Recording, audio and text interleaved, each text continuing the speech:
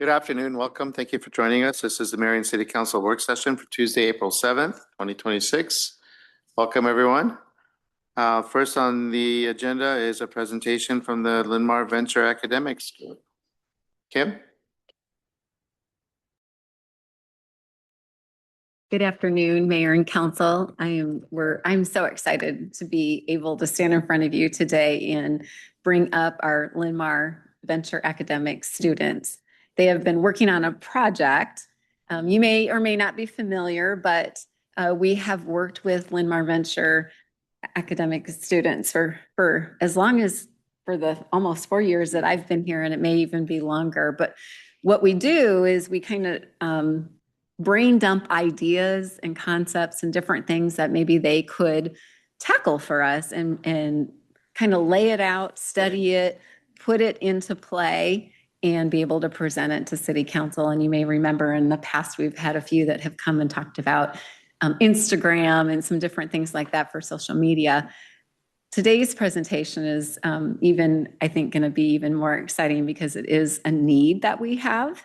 And this is really how this conversation and this presentation was inspired myself and inspired the group along with our teachers that have helped them navigate through this. So 3 of the students are going to come up, but everyone who has worked on this project, can you just stand up so council knows who you all are?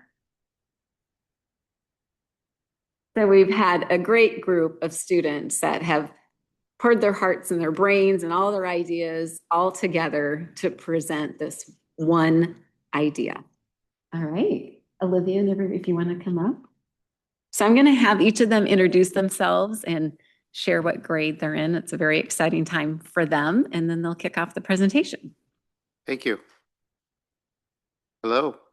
Welcome. Hey, we're so happy to be here. We're glad you're here. It's finally here. I'm Olivia Getz, and I'm a senior in high school. I am Evie Horn. I'm also a senior in high school. I'm Hunter Zoll. I'm also a senior. Yeah. Wonderful. We're excited to be presenting today. Yeah, let's do it. All right. Well, good afternoon, Council. My name is Olivia Getz, and these are my classmates. I'm Evie Horn. Yep. And he's Hunter. Yeah. And we are going to be presenting Mission Marion today, which is our solution to solve a local issue.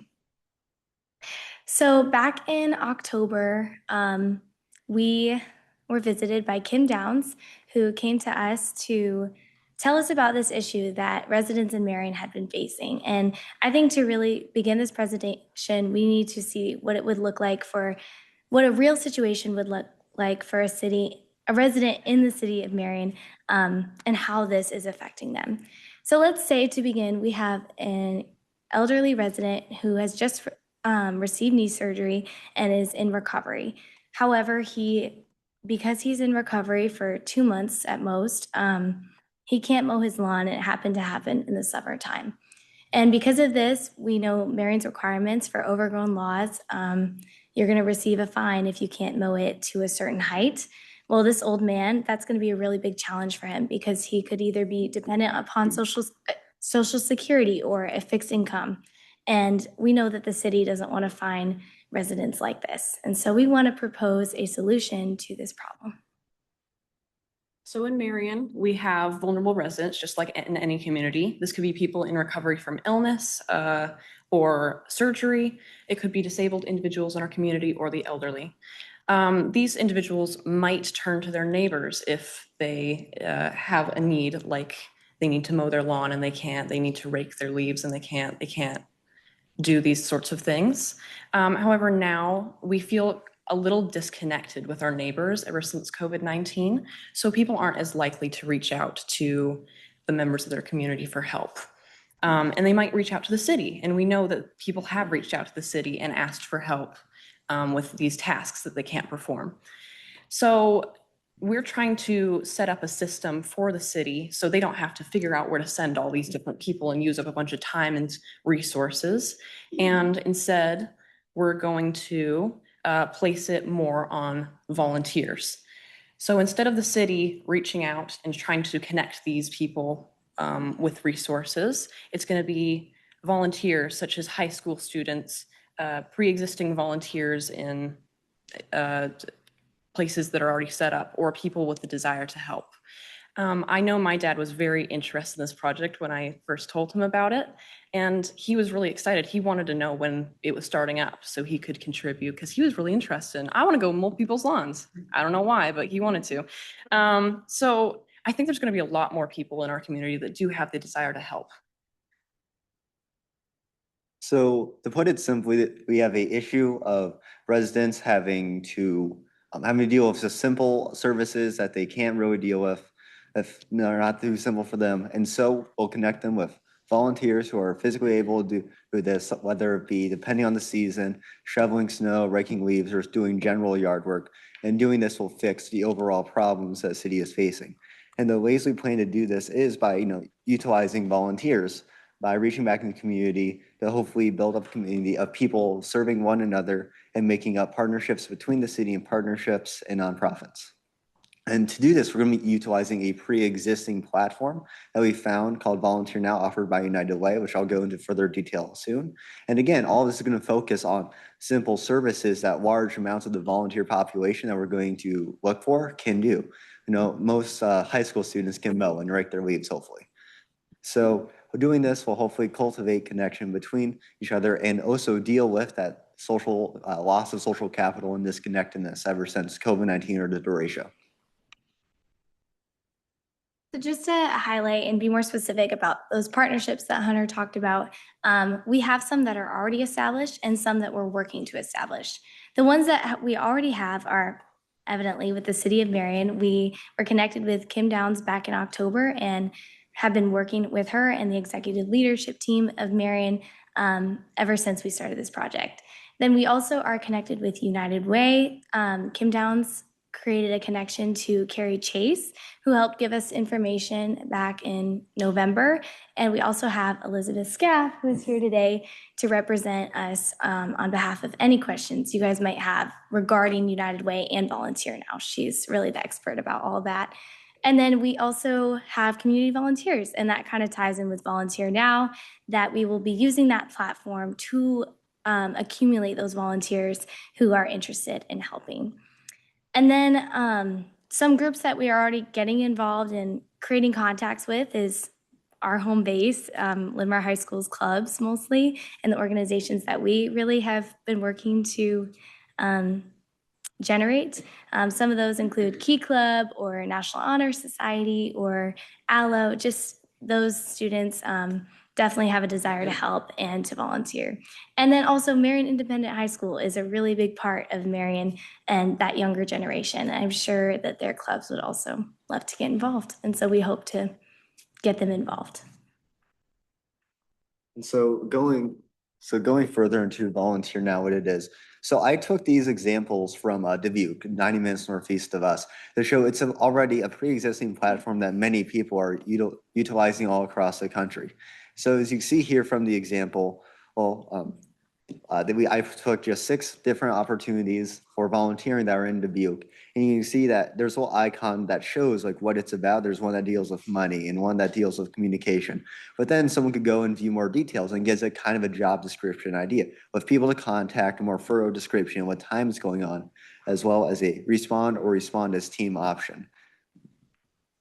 And so as part of this, we're also going to try to ensure volunteer reliability and safety. So for reliability, we have a volunteer intake form that is going to collect their important contact information, their reason for application, to ensure reliability and that they are going to be a positive influence. And then for our safety, we have a guidelines of do's and don'ts for both the resident and volunteer to follow. We have printed copies of both of these pre-made if anyone wants to take any. And so also, if you take a look at the fences to the right there, if someone has a chain link fence like that that's very publicly visible, then we would consider that a fairly safe area. But if they have a wooden fence like that, you can't see anything but that random dog sticking out. So in order to ensure safety in a buddy, we are implementing a buddy system for anyone under 18. This way we can hopefully make sure that 2 people take care of each other just in case something bad happens and when entering someone else's property in a non-publicly visible area. So beyond just the logistics of this, we see Marion benefiting from this as a whole too, not just the residents that we're taking care of. First one is that we see it strengthening our community bond. I really believe that this program is going to take people who would have never met the people they could meet, but through volunteering, they're going to create a bond and get more connected. And we're going to have neighbors that, whether they're 2 houses down or 2 miles apart, is going to create a lot of connections.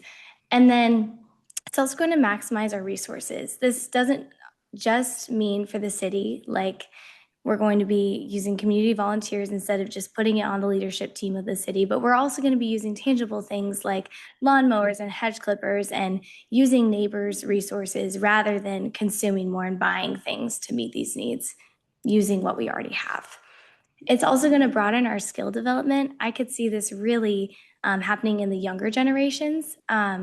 Not everybody grows up in families that teach their kids how to mow lawns or to trim hedges or to rake leaves. And I think that it could be a really cool multi-generational impact and teach new skills that maybe they didn't grow up learning. And then I can also we see this alleviating the burden on the city. This looks like making a way for there to be a program and a place to turn these residents that call in the middle of Kim's day or Ryan's day, but also taking the burden off of them from finding their residents for overgrown lawns or even, Nick, we heard about your story of wanting to go pick up leaves from someone's house just because you didn't want to have to find them or put it on them to figure out a place for them to turn them to. And so things like that would be alleviated by this program. And then number 5, resident satisfaction. We know that our city is one that really cares about all of its residents. And I think that this would just broaden our ability to turn that care to certain residents. Everybody has needs, and this would just alleviate some of those and care for all of our residents. And then lastly, it's going to create a service-oriented culture where we take care of one another and neighbors help each other out. And again, whether you're 2 houses down or 2 miles apart, this is going to create a way for us to see those needs with our Volunteer Now platform and to meet them. So now, to bring us back to our demonstration from the beginning, we still have our elderly resident with his knee surgery that just happened, and he's in recovery. But now when he receives his fine with Mission Marion in place, he will receive a door hanger that will include a step-by-step process on how he can make a profile and volunteer now and fill out his need in a form. He could also call the city, which will be on there as well. And a city staffer can fill out that form for him, and it should be a simple process just by going to the website. And then he can receive the care he needs by a volunteer picking up that job and coming and helping. Burden alleviated from the city, community connected when the volunteer comes and makes a connection with the resident, and resident satisfied. So now we just want to go over all the progress we've made in doing this project. So all the way back in October, Kim Downs came to us with this project and asked us if we wanted to take it up and find a solution for residents. We said yes, of course. And then we met with Carrie Chase of United Way, who guided us a little bit about volunteer organizations, what works, what doesn't, what we need to do in order to make this work. We met with the executive leadership team of Marion and Kim Downs a few times during our journey here. And just recently, we've gotten all of our resources compiled for you all. And we compiled for you all, and now we're here today to present to you, and really proud of where we started and where we are now, and just like the difference we could make in our community here. This was a great project for us. It really helped us build our communication skills and just made us connected more as a community, as we understood what issues we were dealing with as a community. And we hope from here to pass it on to you as we're wrapping up our school year. And Hunter's going to talk a little bit about the sustainability plan.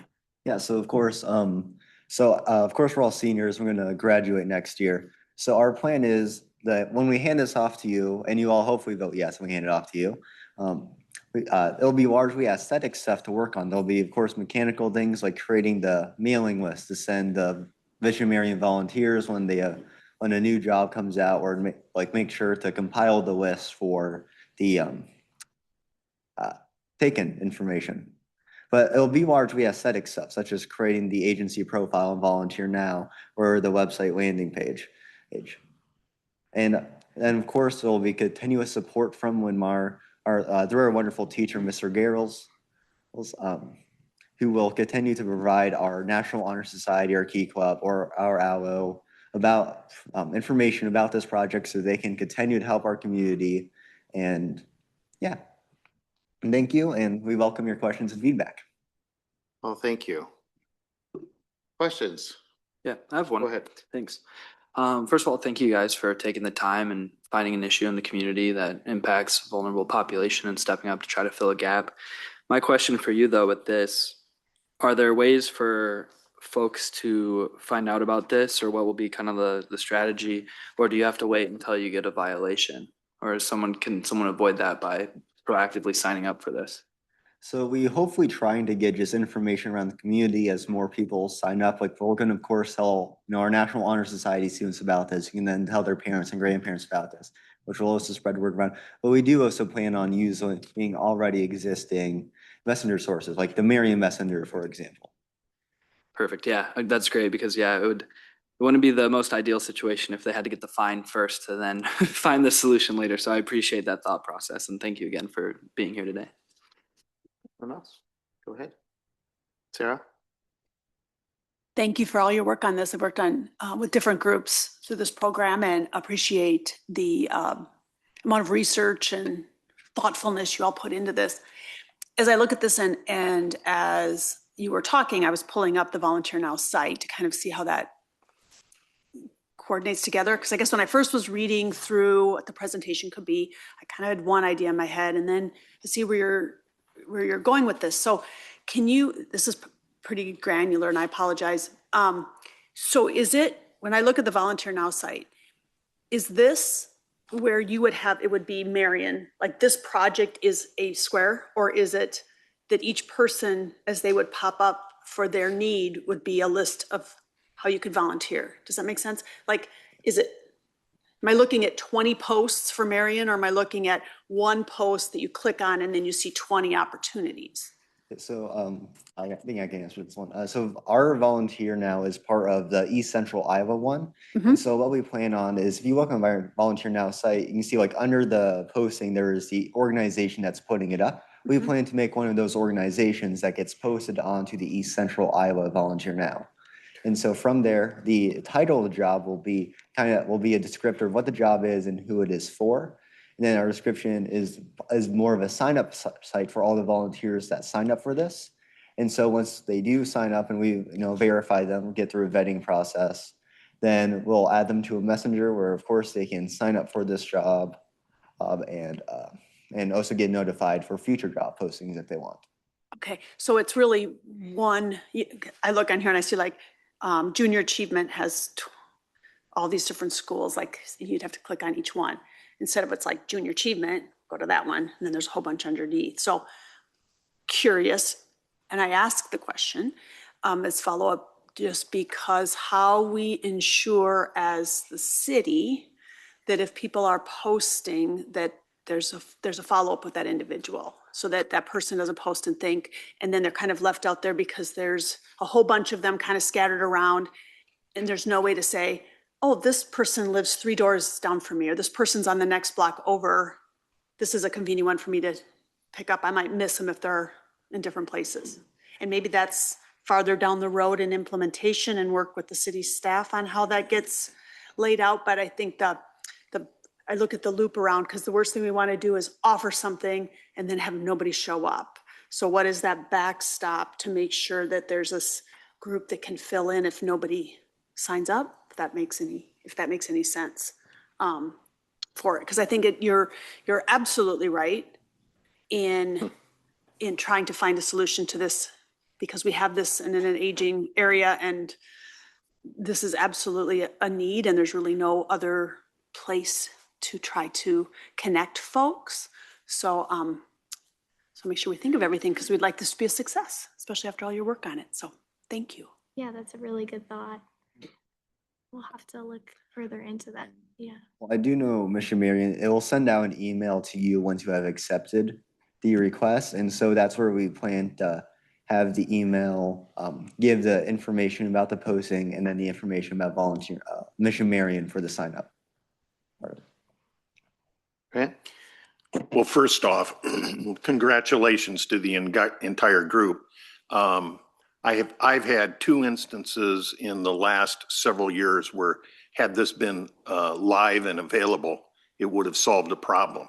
There was one family that had some illness in the family. They were getting behind on some just general yard cleanup, mowing, and then also there was some brush removal.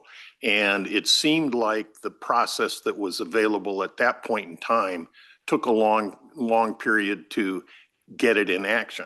This seems to be much more streamlined. And so to the, the questions that Gage raised about, basically advertisement, and also having a system where it can be, somebody can proactively acquire help through this system. This is astounding. I had one other situation where a person did in fact have surgery, and they were by themselves, lived alone. They weren't necessarily elderly, but the fact of the matter is, this is kind of this idea is tailor-made for that situation as well. So congratulations on this work. A couple of questions. I think what you're hearing is that we're resonating that this fills a hole in the community. 2 holes. One is it provides a mechanism for people to get involved with volunteerism, and it meets a critical need on occasion for services in the community, and it matches those 2 things up, and that's a match made in heaven, so to speak. So I think there's some follow-on actions after today that may be worthy, such as, have you beta tested it? Have you done it? Have you done a mock run to see how well the system works? We couldn't really make a organizational volunteer now. I mean, I don't have a spare in EIN to make a profile. Okay.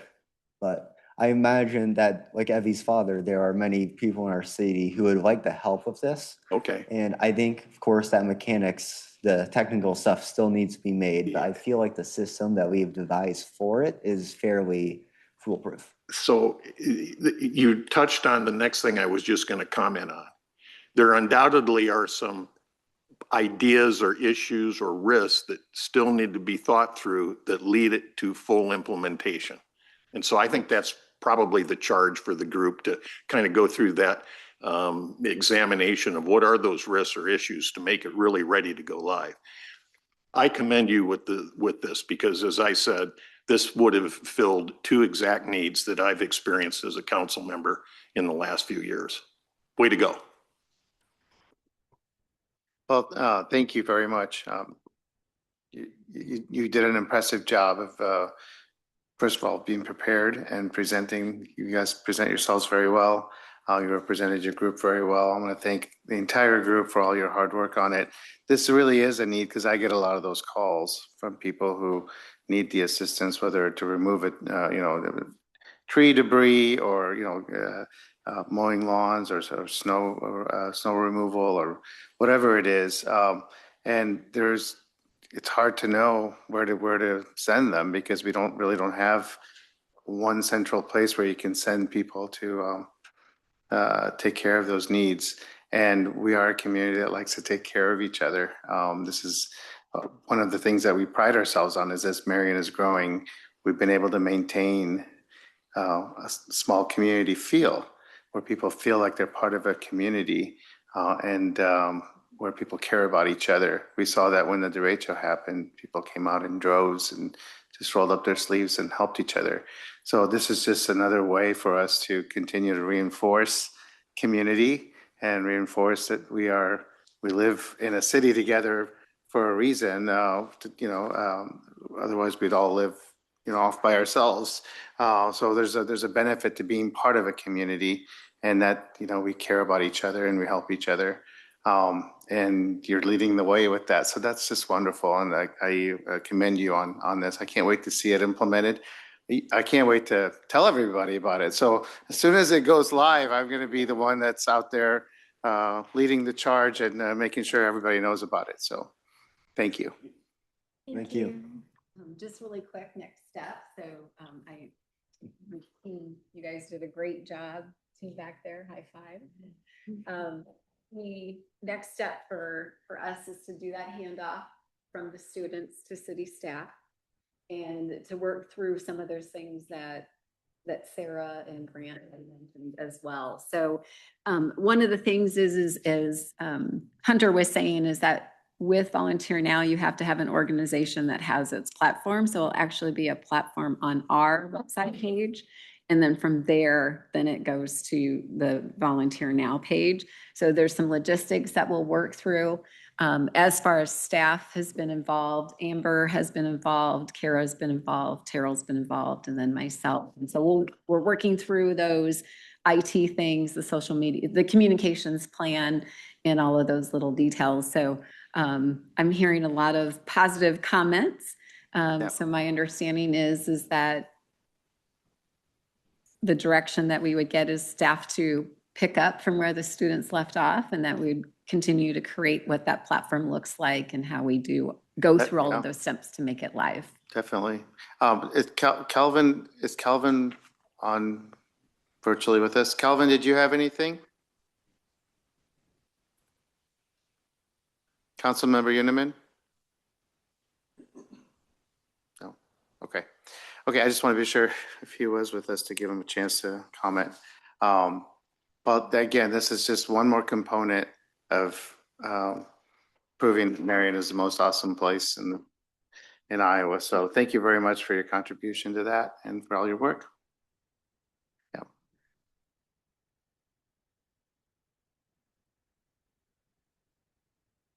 Okay. Next item is presentation for the Marion Water Board. Good afternoon, Mayor, City Council members. Todd Steigerwalt, General Manager of the Marion Water Department, and I also have Amy Olson here, who is the current 2026 Chair of the Marion Water Board, here to present some updates in the Marion Water Department for you. Again, as you recall, there's 5 board members that are appointed by the mayor, ratified by the City Council. They serve 6-year terms, and their staggered terms. Our next member to be stepping down after serving 2 6-year terms will be William Kling at the end of this calendar year. And we meet every Tuesday, second Tuesday of the month, second Tuesday of the month at our administrative office, and we're also on Zoom. Here's our proposed budget for the coming 27 fiscal year. It's an increase by just shy of $500,000 from last year, mainly due to the big projects that we're undergoing, one of them being the elevated water tower. In order to balance our budget between revenue and expenses, we are looking at pulling $2.6 million from our cash reserves. Some of the projects that are going on, that's kind of the main driver here today, is we're partnered with the city on 2 big construction projects that are ongoing. Phase 2 of the First Avenue reconstruction project that Rachi's working on down by the Marion School is underway, or will be underway here soon. And then as you see along Central Avenue, the old Albernet Road up there, the sewer trunk project 4 and 5 is underway with lots of construction going on up there. And again, city is assisting us with the ARPA dollars in that water main relay. That's much needed along there as they're putting in the sanitary sewer, so thank you. And a couple of small items the department's looking at. We're got some bids out for a new pickup truck, backhoe. That's year 19. We've taken really good care of it, but it's time to update the old backhoe and then replacing a GPS unit. Some current projects that have been out to bid already and received bids back on are the South 15th Street water main abandonment. Recall that there's going to be a new trail, 10-foot wide trail coming down South 15th Street there from 3rd Avenue to the Marion High School. We have 2 water mains in that location. We want to abandon the old one and put the existing services over to the newer 12-inch one. Low bidder was Bowker Pinnacle. They came in at just under $75,000, which was almost exactly at the engineer's estimate. That project will be underway this spring. Brookside Drive was another project water department went out. We had 5 bidders on that. Rachi Construction was low at $71,531, just under the engineer's estimate again. And ironically, the second lowest bidder, it was tight, only $105 between those 2 bids as those came in.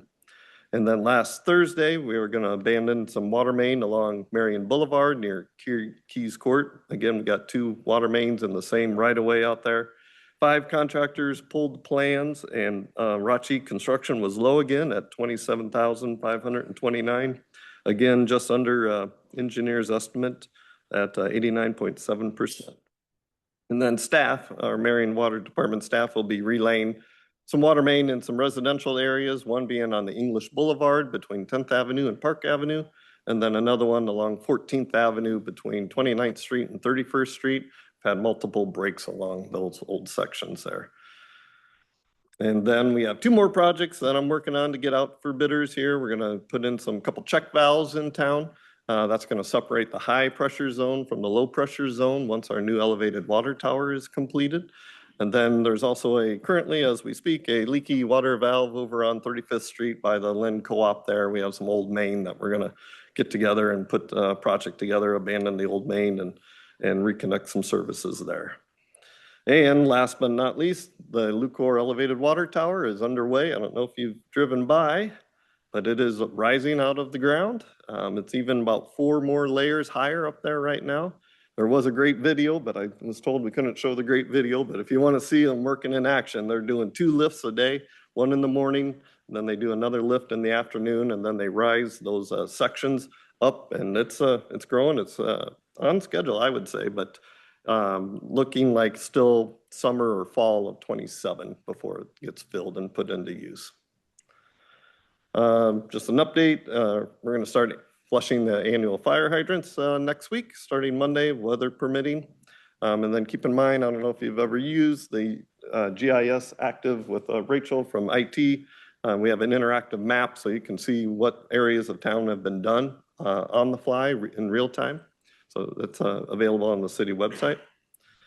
And some other annual things that come up. The Consumer Confidence Report is almost completed and will be sent off to the DNR for their review, and then we'll get that information on the website and also out to the public. We're actively doing the backflow prevention program. That's something we've taken on at the water department. There's a lot of letters that go out, a lot of compliance issues with all the plumbers to fire up and test all the annual backflow devices that are in town. And then the lead and copper rule revision. So EPA, DNR are requiring us to go out and look for all the lead service lines and verify the unknown lines. So currently, if you see our guys out in somebody's front yard, we're backing down to their water service line to determine the material makeup of that device. So we can either put it on the list for a future project or get it off the list, because we annually have to send out 1,500 letters to people that we do not know. And kind of last but not least, wrapping things up, we are looking at a 3% water rate increase. We're going to have a public meeting on our June 9th meeting, 4 p.m. Reason for the increase, again, inflation, energy costs are going up, fuel costs are going up, just trying to maintain and keep up with all these projects that are underway. Minimum bill for a 2-month bill, you're looking at 22 cents increase over 2 months. And then if you're an average user, you're using 1,200 cubic feet.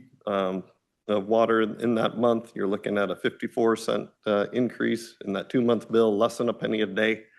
And then we did receive a letter from Cedar Rapids, and they're hitting us with a 6% increase for the water that we purchase for the residents down in Glenbrook Cove. So we will do a flat increase increase at 6% for those residents as well down there.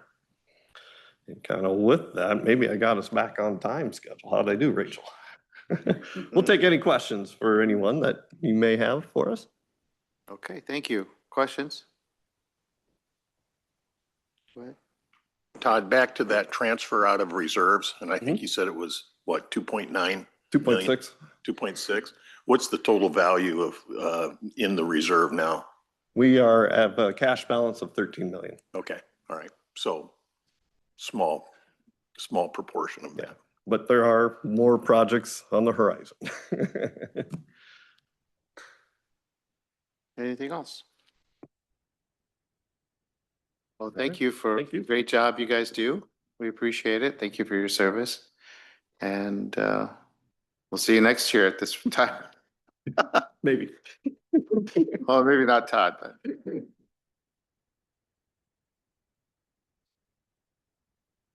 Okay, next several items is Mike Simpridge. This is the Mike show today. And you're all here. Good afternoon. I'm here this evening to introduce a couple of friends from Trees Forever to present our annual presentation for the year and provide some updates. I've been on the phone with Molly just as recently as yesterday, getting new updates and information on things to come this year. And so I won't spoil anything. I'll let her step up and provide those details. Good evening, everyone. Thanks for Hi. having us back for another year to showcase the work we have been doing and what we're excited about this year. Trees Forever, our mission is to plant and care for trees in the environment by empowering people, building community, and promoting stewardship. We were founded right here in Marion, Iowa in 1989. We now have field staff throughout Iowa, Illinois, and do some programmatic work in Wisconsin. Our programs range from anywhere from planting a tree to working with municipalities, helping with ordinances, or updating them. My personal favorite part is all the connections we can make in each community with all of our volunteers and partners out there.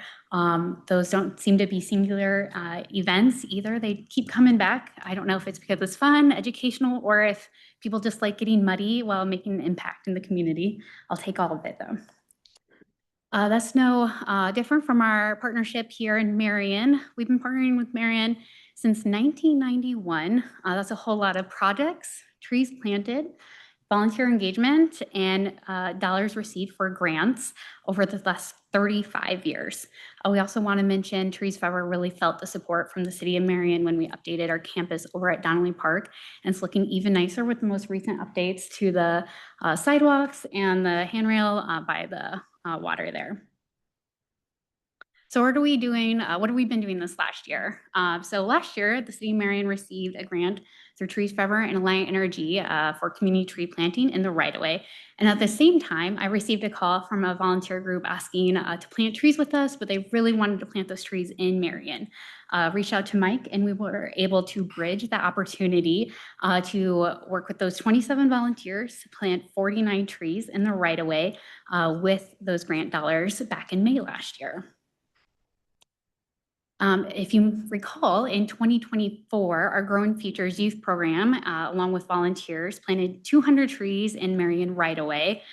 With that contract, we committed to watering those trees for a year.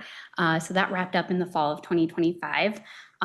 Through those 200 trees, we only saw a 3% mortality. Of those 6 trees, 4 of them were done by some pesky deer. And we replaced all 6 of those trees with our contract as well. We were also excited for another partnership. An HOA reached out to Mike needing help planting about 50 trees they had both purchased and received, asking us if that was something we could partner with. They had a church group get the first 15 in, and then our Growing Futures team went out and helped them get the other 35 trees in the ground. They had a lot of fun. I'm sure that has nothing to do with the delicious hot chocolate they kept talking about either. So looking ahead to what are we doing this year? First and foremost, we're excited to see that Marion applied for and received the Trees Forever and Atlantic Energy Grant again for another $5,000 to plant more trees along the right of way. Something fun and new and exciting this year as well is that Trees Forever received a project award with Arbor Day to plant 40 trees with Enterprise Mobility out at Butterfield Park on actual Arbor Day, so Friday, April 24th. So if you're not doing anything, come hang out with us from 10 to 2 out at Butterfield Park. Additionally, we will be partnering again to do invasive removal out of Foxwoods this Friday. So fingers crossed for less wind and warmer weather. And we've been actually partnering with the City of Marion for this project since 2015. And what's not listed on here and what Mike kind of alluded to is that at the end of last week, we did receive word that Trees Forever was awarded the IRA Urban Forestry Development Grant for $50,000 to partner with the City of Marion to bring our program Neighborhood Tree Captains to town. So this program is very much neighborhood led planting program. It's where a single resident applies to be the captain of their neighborhood, and they go through some additional training with us, educational outreach opportunities to how to talk to their neighbors about bringing trees. And we provide the trees. We even drop the trees off at every single doorstep because we want to take away any pinch points that could be there for residents to get trees. We will even help plant those trees for any residents that have a hard time planting trees. And we teach them all about aftercare. So we hopefully ensure those trees survive. It's brand new news to us, so we're very excited, but we still have to work on the program roadmap on how it will work with Mike. But our goal is to kick off this program in the spring of 2027 to get another 250 trees in the ground through it. But that wraps up everything I have. We continue to appreciate the support and partnership with the City of Marion. If you have any questions. Well, first of all, thank you for making Marion your worldwide headquarters. We're glad that you're here, and we appreciate all the partnerships over the years with all our programs, and we really are proud that you're based here. And I've had a long relationship over the years with the various people at the organization, and it's just it's a great organization to have around here. So thank you. Questions?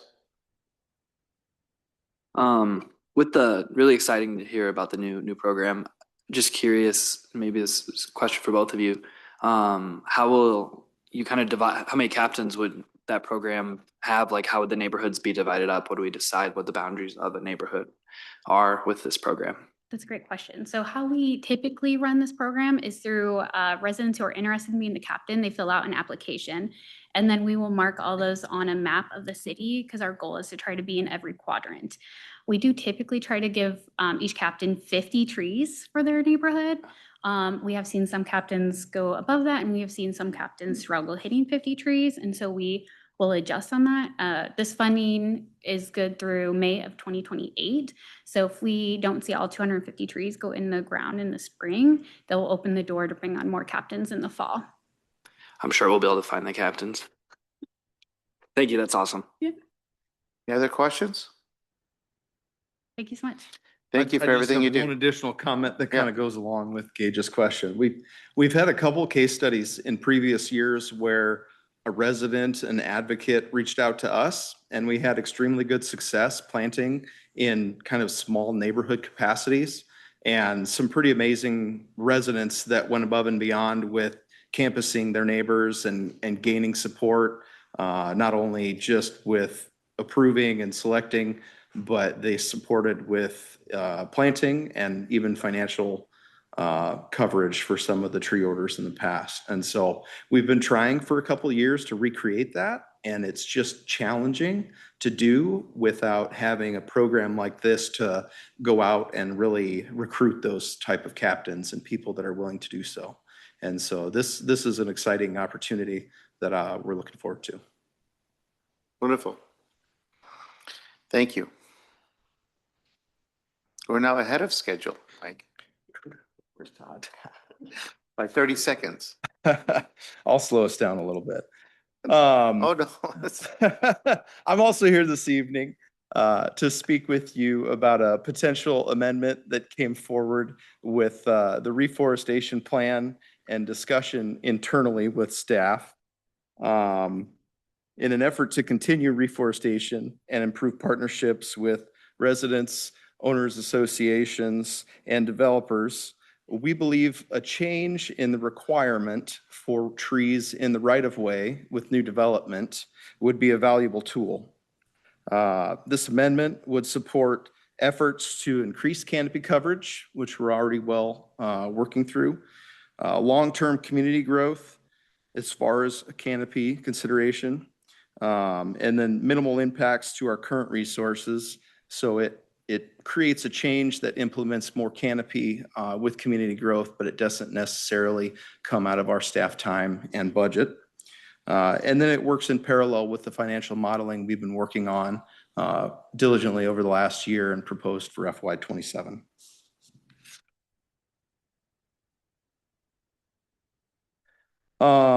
We shared this approach with local partners at the Contractors and Developers Open House in February. And the vision or the process we envision is to begin that requirement for right-of-way trees into new development with the build process. We would essentially have city staff involved with evaluating final plots as they come in through the engineering department. And then we would assist with planning and site selection for trees, ensuring that we're planting the right tree in the right place. We would provide our professional experience along with watering and early establishment care to ensure success of the trees and establishment as well. This alleviates challenges for both the contractor and the city. One, because we're currently growing in development, but we're not planting trees in those areas. But two, because most of the contractors we've spoken with over the years are in favor of plantings in their developments and in the right of way. The challenges they run into are some of the things that kind of prevent them from succeeding with that. The benefits for them are then ensuring that we have good quality trees going in. We'll have those higher survival rates with city support and maintenance. We can ensure that trees are placed in conflict-free areas so we can have proper spacing and distance from infrastructure. And then the maintenance responsibility would then fall back on the city staff once the installation's done. And so it takes some of that burden off of the contractor during that build-out process. We would also time this so that the trees are installed after majority of the infrastructure is built so that we don't have trees going in before the build process and conflicts with them being in the way. The cost of the tree, I skipped a bullet point here, so excuse me, I'll jump back. The cost of the tree would be collected from the builder during the standard building permit process. And then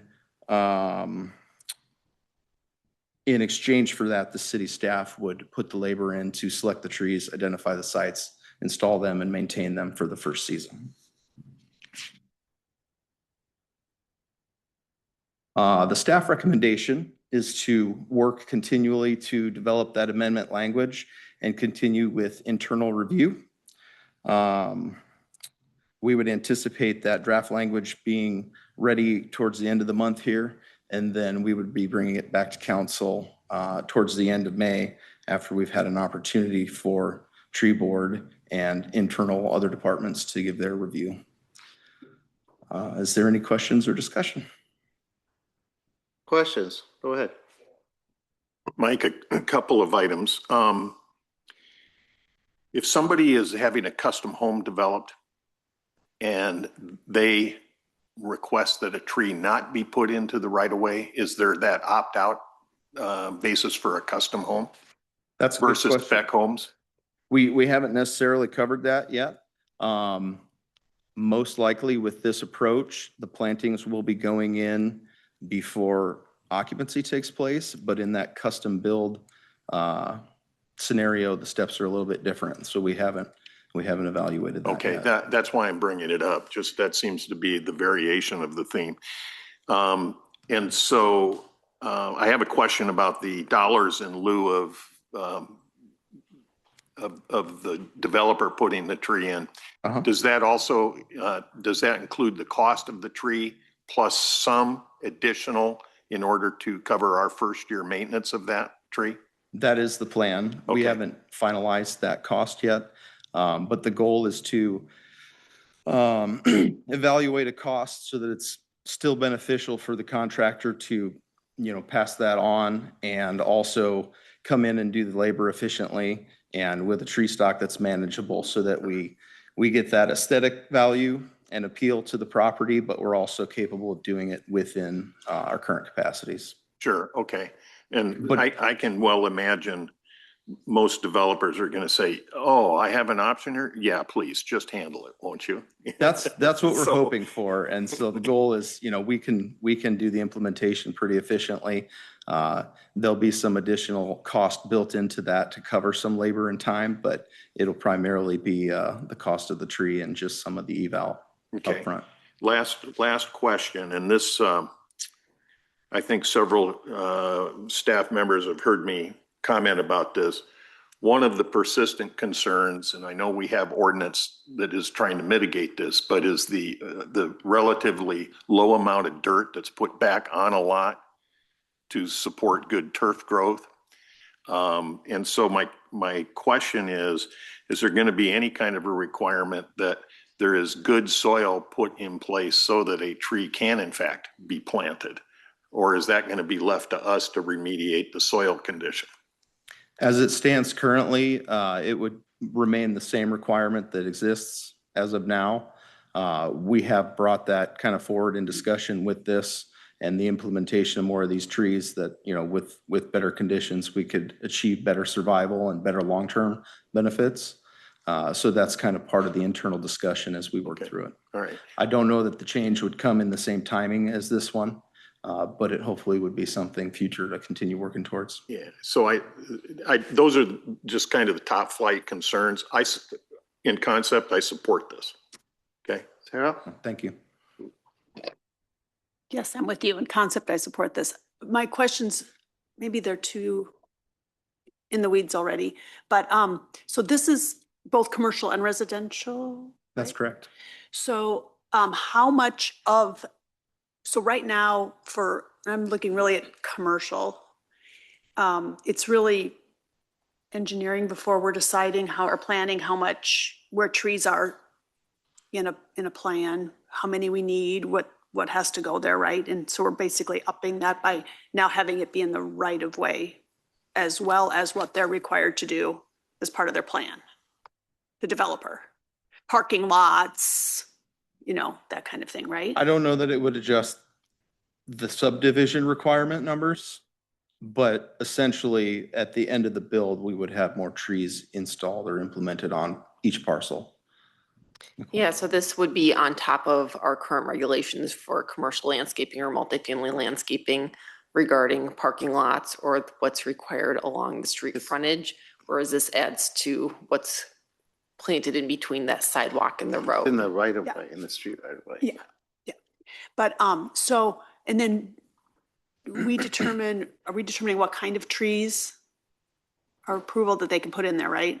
Like that's under your guidance of what goes in those right of way trees? So we do have purview over what goes in on the private parcel. What goes in the right of way will actually be installed by our staff. And so we will be selecting the species and those types of things as well. And then, so that's our cost for the city then, budget cost? It will be in lieu of, but the expenditure will be realized within our budget.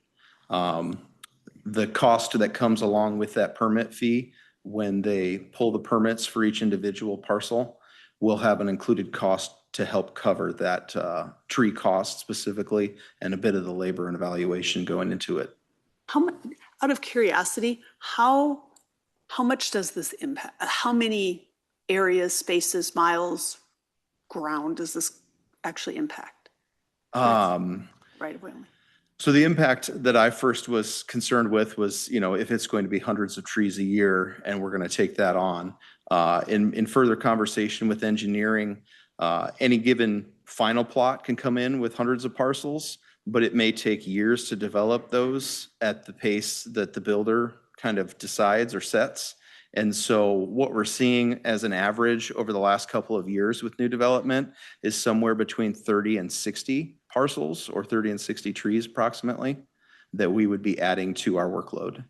And then in a little more detail, we would schedule that in a late fall timeline so that we could plant during dormancy and also limit the amount of watering that needs to go into that first season. And then it would be kind of as needed after spring into the second season. And then just one last question. Is there any case where we would have, where the sidewalk installation and right of way, like this goes in the right of way, but we have areas where because certain areas aren't developed, there's no sidewalks, where we're talking about sidewalk gaps, right? Mm-hmm. Is there ever a case where we're going to be waiting, or sidewalk installation and tree planting isn't always lined up because of gaps, or there isn't something there, so there's a sidewalk that's been installed, next thing you know, we're going to have to do both or not, or probably minimal where that would happen? Yeah, we're expecting it to be a small percentage. I do expect it to turn up at some point, just because we see that out in the real world. But in most cases now, and with most new development, a lot of that infrastructure is planned and laid out with the engineering plot. And so we have a good idea of where it's going to go, and we can pretty intelligently place trees that will be free of conflict if we need to get them in before something else. But with it kind of rolling over from one year to the next, we could also defer things and give them more time if necessary. Look at it. I fully support it. I'm just kind of asking the questions, excited about it. Is this a common city adjustment? It varies. In larger communities that are a little more proactive with tree canopy, yes, it is. I was speaking with the arborist of Cedar Rapids last month, and they have kind of tailored it to the classification of the zoning. And so it doesn't necessarily apply the same way everywhere in their community. But they've increased the number of trees required. They do not do the installation themselves. It's still on the contractor, even in the right of way. But they didn't do a 1-4 or a kind of a standard formula for how many tree capacity. Okay. It's more so based on a property by property evaluation, from what I understand. Well, thanks for all you do. Thank you. I think we have a consensus, correct? I'm all for reestablishing our tree canopy as long as we're giving people viable options for leaf disposal. So if we got that under control, then let's go forward. I'll second that notion. I was excited to see Mission Marion right before us, because that would be a great opportunity. Yeah. Ryan. Thank you, Your Honor. Two things. One, I know staff's working on, based on the direction from council at the January budget work session, leaf collection options. So that's one thing. Mission Marion, yes, that's another one. I do want to just share something that Councilman Harper just brought up with respect to soils. Either last year or the year before that, the state pretty much eliminated the ability for communities to require more soil on property. So it's at the time of development, any soil that is stripped, we are able to make sure that level of soil goes back. So we have, and that's how the city of Marion has been operating. So we were in compliance with state law before the change of state law. So I just want to bring that up, because if there is anything that we require that is greater than what was originally removed, then it's per state code, it's up to the city to pick up that tab. Now, Councilman Harper, based on the planting mechanism and kind of how it's done to provide more soil underneath, that's something that as we would plant, that's something that we would take. The topsoil that's scraped off the site. Yep. for the platting is put back on. Yep. It remains on the site. Okay. All right. Thank you very much. Thanks, Mike. Next, we have an update on the Central Plaza Ice Loop. All right. Good afternoon, Mayor and Council. My name is Kelly Willitson. I am the Recreation Superintendent, and I am here to give you a recap of our successful season for the Ice Loop, what our accomplishments are, and celebrating all the success that we had this season. So let me take you back to 2017, where Imaginext came together to create ideas of what we can do for our Uptown City Square Park for a year-round gathering space to not only focus on seasonal amenities, lighting attractions, an enhanced downtown experience, and the community connection. And now we bring you to the 2025-2026 season, where we accomplish the heart of it all with opening in May and completing our first successful season of the Ice Loop that commenced in March of this year. So what I'm really here to talk to you about is the amazing accomplishments and celebrating our wins for this season. And to start off, I want to acknowledge the people behind it all and the staff that from part-time to full-time staff, we couldn't have done it without them. They were really the implementation factor of how successful this season went. And not just our Park and Rec staff, but also our IT department, our communications department, and all the other departments that go along with it. And again, our chamber was such a big support system as well. From not only creating ice to the mechanical operations, how the weather plays such a substantial role in how we operate, and learning how to operate an ice resurfacer, to say the least. So learning so many new things in the first season, but accomplishing so much with grace. So as we started the season, our goal was to start Small Business Saturday, and with our Thanksgiving winter storm, we ended up starting on the most magical day of the year on December 5th, which was Christmas in the Park in Uptown. And so were we ready for that big of a day? We sure were. There was a few hiccups that we ran into just with how many skate sizes we needed and getting staff in place, but it ended up being such an awesome day to see the community come alive with all the people at the park. We commenced on March 1st and were able to operate 36 out of 47 days, which our operating days were Thursday through Sunday. And so it kind of just shows you how that winter weather impacts our operations and how we can improve upon that as we keep going.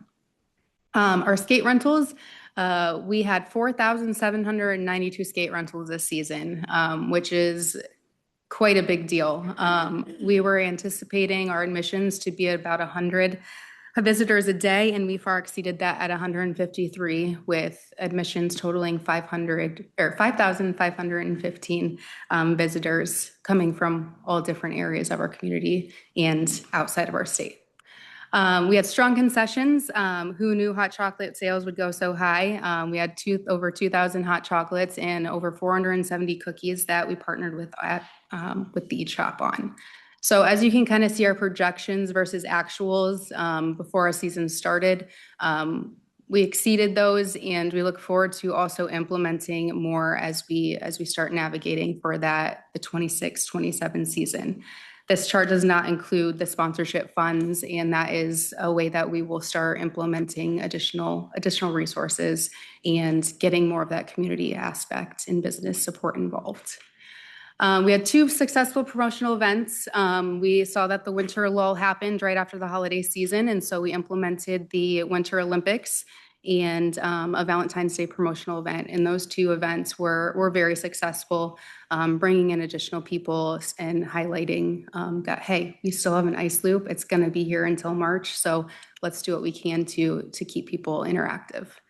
Partnerships, like I said, we partnered with the Eat Shop, and what a cool opportunity. We had our own specialized cookie from them, and they were awesome, an awesome element to offer in our concessions. Hallmark experience, to say the least. That's what you hear all over the city of Marion. I think that is something to celebrate and continue to celebrate as we continue offering this amenity for years to come. And the maintenance delivery, our maintenance team did an awesome job this season, picking up just the different variations, not only of figuring out how to operate ice, but also how are we keeping our plaza area safe? How do we keep it free from sand and salt? And lots of new opportunities that we had to kind of shift around to make sure that we are offering that place that everybody can be. So as we wrapped up the season, we met with the chamber and pulled together Placer AI data. In this program, it takes cellular data and a person has to visit the graphed area for at least 10 minutes. Between this timeline is from May until the end of February when our season wrapped up. So during this last season, you saw 785,000 visitors that were in Marion for at least 10 minutes in just that block in the city of Marion. Very, very cool. 197,800 were unique visitors, which means that they were here multiple times on an average of almost 4 times in visiting over 82 minutes. So we're seeing the revisits and the shopping in the uptown and the economic impact that that's making. And how cool is that? Your visitation is 49% Marion, which is great to keep our residents, but 51% is people from elsewhere. We had 10.9% just from the northeast side of Cedar Rapids. We had our furthest from Wisconsin, Minneapolis, Chicago. And when you really zoom in on some of the data, you see that people are coming from so many different states, but these are the states that had more than 3 to 5 people. So what's the time window? This is from May of last year when we did our grand opening until the last day in February. Okay. And just to give you kind of a little bit of a highlight in 2019, kind of leading up to, COVID and then the derecho show and how this park really came to life. At that time, we had 695,300 visitors. So between 2019 and 2026, we saw an increase of 12.38%. And so it just kind of showcases having that park completed and where it is today. So definitely seeing that visitation growth. So as the season concluded, we came together with all of our departments and completed a SWOT analysis. And this allowed us to celebrate not only our strengths, but while looking at the gaps in the opportunities yet to come. So to lead off with that, the ice loop, not only celebrating the wins that I had just went over, but the gaps that we were looking at is weather and making sure that our uptown has that communication, whether it be about the ice loop, whether it be about snow removal, and making sure that those businesses have the information that they need. And so that's something that we look forward to working on. Snow storage limitations, that's always probably going to be one depending on our winter weather season, but having the park finally completed, it does take away from some of those areas that we can have those snow loads. Off-hour security and resurfacing backup. So off-hour security is more so how do we make sure that it continues to be a safe place to be, making sure that we're implementing our safety protocols and kind of watching. We have cameras all up at the park, but just really making sure that we're seeing all the spots that we need to. Our resurfacing backup, our ice resurfacer went down for 2 days. That was something we learned really quickly. We did have our resurfacer technician come out, luckily flew in those 2 days, but now we are looking at implementing a plan to have our public works mechanics, hey, can we look at, is that something that you guys can work on mechanically, and so that we're not backed up, and in those situations we're ready to roll for the next day. As far as opportunities, we are looking at expanded programming. We're already doing that currently. We've met with the Cedar Rapids Rough Riders for Learn to Skate programs for that 2026-2027 season. Looking at ways to always include our school districts, whether that be PE classes, or this past year we gave free skate passes to every 5th grade student. We knew that was kind of the age gap that needed something to do, something to encourage them and their friends to come while also bringing their family members. Reviewing admission and hours structure, we will be doing this during that budgeting time and looking, hey, do we offer, we had a recap with our seasonal staff. they're like, why don't we stay open another day? Like, let's start on Wednesday. So really looking at those additional days, where we can program and how we can continue to bring in that revenue. And then, of course, Uptown Business Partnerships. As I mentioned, we worked with the Eat Shop, and we look forward to continuing those partnerships, whether it's with the chocolate shop, the popcorn company, things that we can get our community involved and make sure that they're visiting for more than 10 minutes, but going to all of those opportunities that Marion has to offer. Winter lights. Uptown truly was the hallmark feel. We've heard that from so many different people with 3 proposals, photo opportunities, and just having that memorable experience for our community. Installation began in October and ended in March after our ice was able to melt and get our holiday tree down. So from the lights to the present, the sleigh, the horticulture department, and the decor in the depot, it all tied it together. So we're very proud of how that all took place, and we just really appreciate the comments that we heard.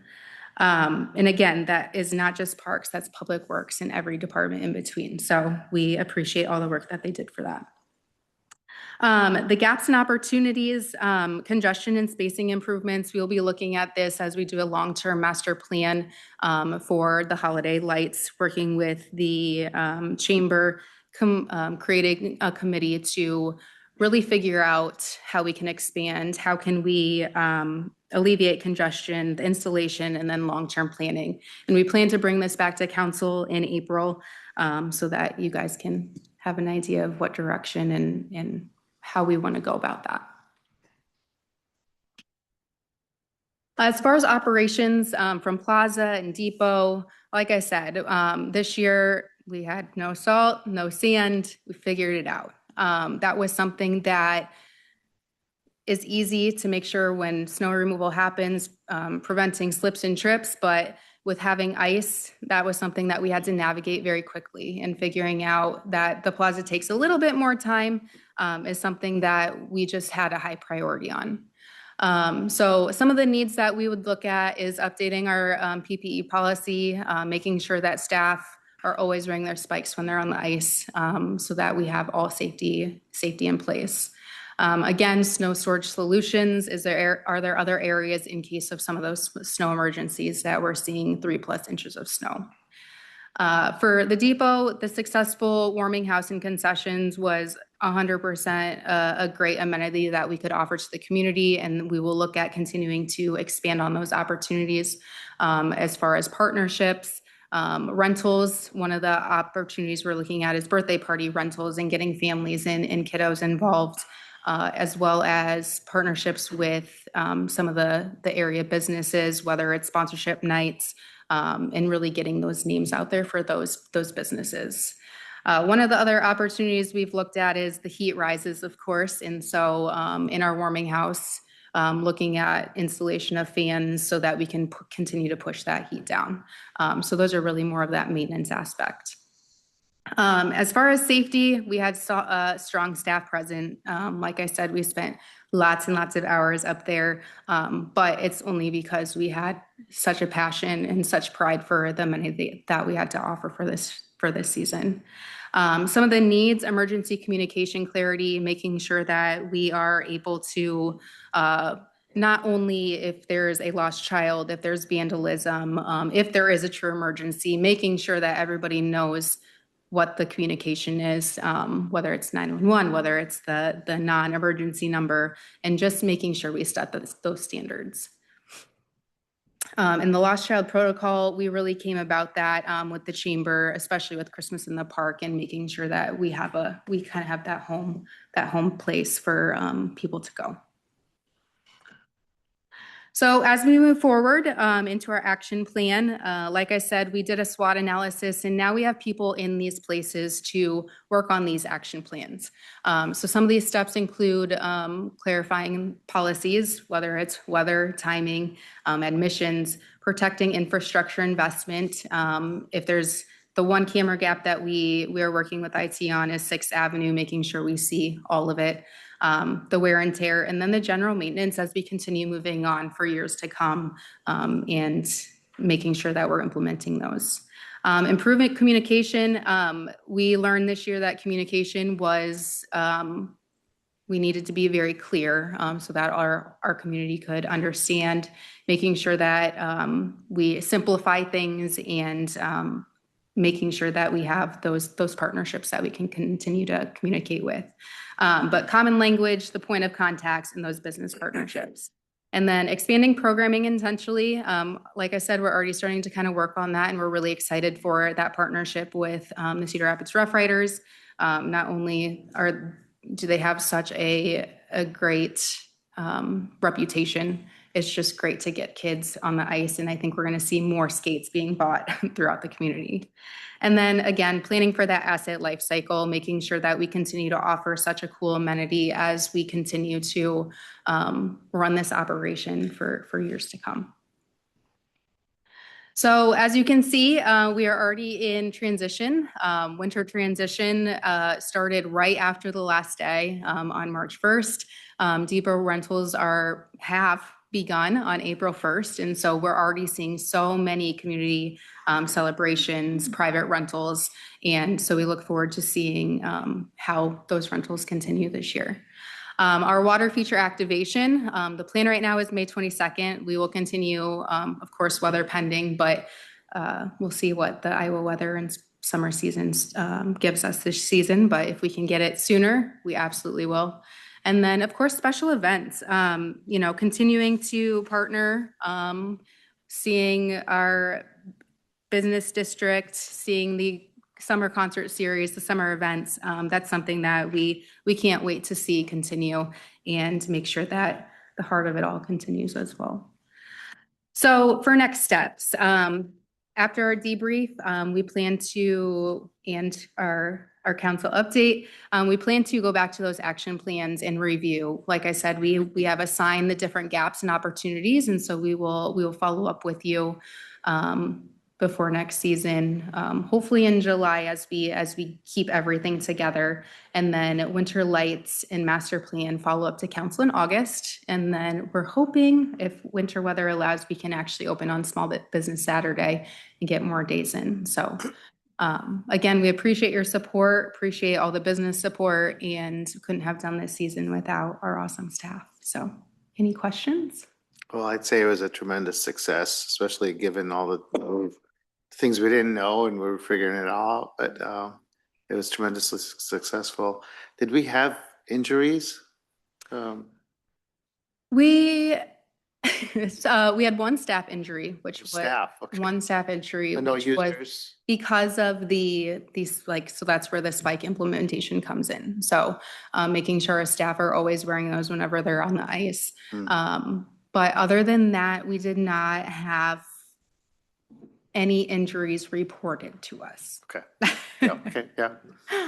Okay. Well, for my part, I I'm just grateful for all the effort that went into this, and this has put Marion on the map even more than we were before, and it's sort of, I think, we're the envy of the region. People as far away as leaders in Iowa City and all over have said that they're just watching what's going on here, and they're a little bit jealous of what we're doing. So keep doing what you're doing. It's a fun time to be involved in Marion, and especially to be on Team Marion. So questions? Okay, well, thank you. Let's replicate it next year and go even further.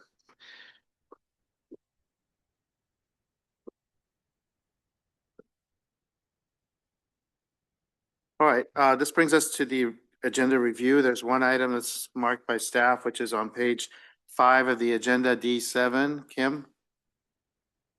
Yes, good evening now.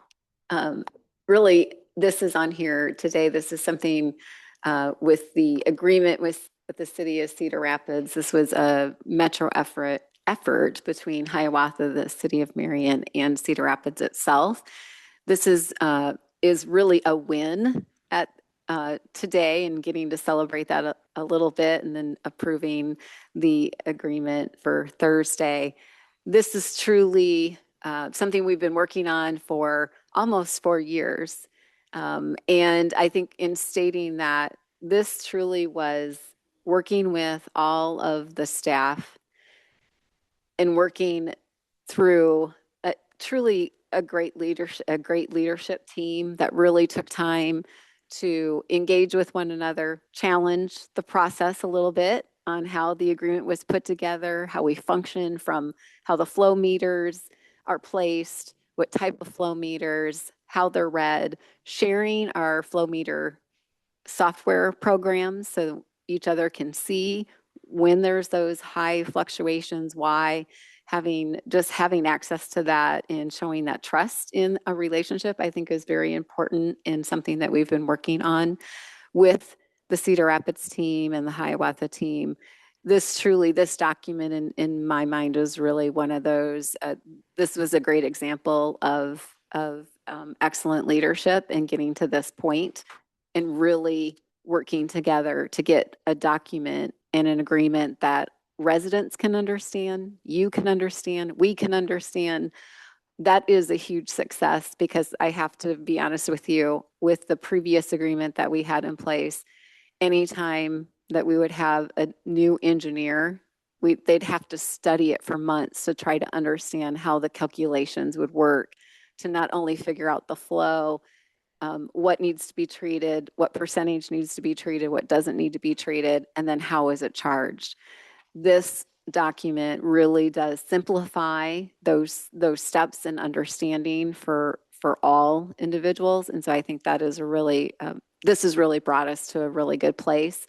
And it helps not only the residents, but it helps us plan better as we're looking at our rates in the future years.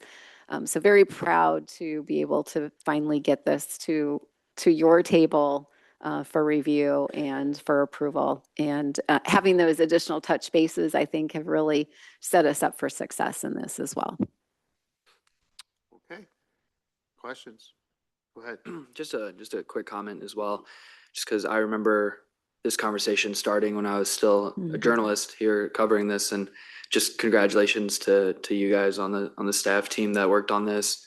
Thank you to Cedar Rapids and the other partners for working on this. This is a great example of like the regionalism in practice that I alluded to with a lot of the landfill discussion, while at the same time keeping our residents front of mind. So just appreciate getting all the updates through this process from this position now, starting from the journalist position to learning even more about it through this. And I do think it is a big win for our residents, that transparency, that trust, that true collaboration. So thank you guys.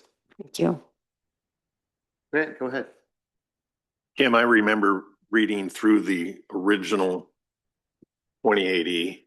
He actually understood it.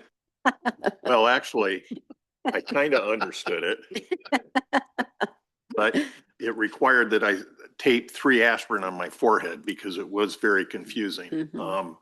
And so as I've seen this progress over time, what strikes me from kind of the technical side of it, there's a better delineation of metering integrity and data quality. And it also, gives specification relative to inflow metering site selection. Because one of the concerns I had about the original 2080 is the validity and consistency and comparability of what we were metering versus what Cedar Rapids was metering. And I know that was a big issue that we had to work through, I think, at the front end of this process. So the long and short of it is, in terms of, again, metering integrity and data quality, mission accomplished. So thank you. One more big thing to check off the list that was hanging out there. So yes. Great job, everybody. Yes. Yeah. Thank you for. You should all feel good about that. And we appreciate all your work. Yeah. Thank you. Was there anything else, Kim, on that item? Okay. Any other item that anyone would like to discuss that wasn't marked, which is everything else besides that item? Any other questions for Thursday? I won't be here on Thursday, so. Okay. All right, that brings us to the conclusion of the work session. Thank you all for joining us. Thank you all for your great work. Good presentations.